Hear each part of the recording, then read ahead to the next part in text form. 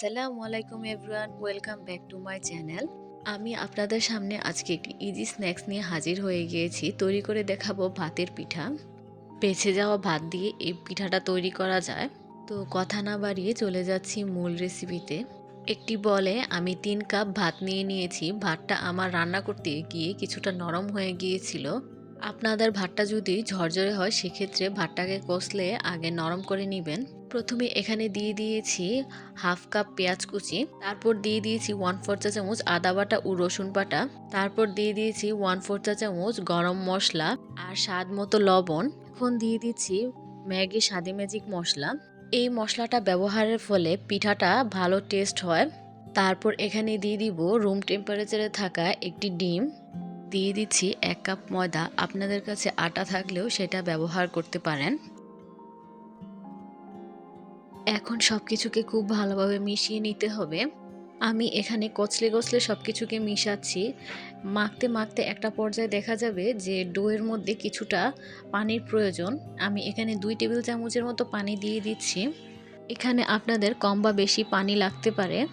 সব কিছু খুব ভালোভাবে মেশানো হয়ে গেলে এখন দিয়ে দিব 2-3টি কাঁচামরিচ কুচি আর দিয়ে দিচ্ছি 2 টেবিল চামচ ধনিয়া পাতা কুচি।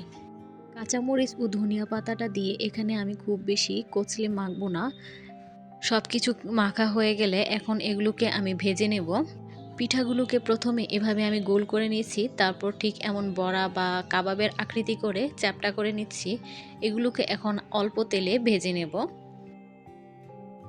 একটি ফ্রাই প্যানে প্রথমে আমি তেল ব্রাশ করে নিচ্ছি। ফ্রাই প্যানটাকে মিডিয়াম হিটে রাখতে হবে। তারপর একে একে সবগুলো পিঠা এখানে দিয়ে দিব। ভাতের এই পিঠাটা অল্প তেলে স্বাস্থ্যকর উপায়ে তৈরি করা যায়। এছাড়াও এটা বিকালের নাস্তায় বা বাচ্চাদের টিফিনেও আপনারা দিতে পারেন।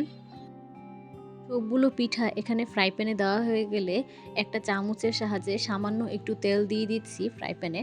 এখন উল্টে পাল্টে সবগুলোকে আমি ব্রাউন কালার করে ভেজে নেব।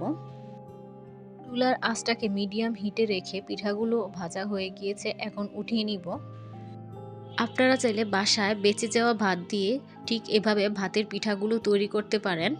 কম তেলে স্বাস্থ্যকর উপায়ে গরম গরম সার্ভ করে নিচ্ছি। পিঠাগুলোর উপরে সামান্য একটু ধনিয়া পাতা কুচি দিয়ে সাজিয়ে নিয়েছি। এখানে একটি পিঠা আমি আপনাদেরকে ভেঙে দেখাচ্ছি। ভিতরটা খুবই সফট, খেতেও খুব মজা।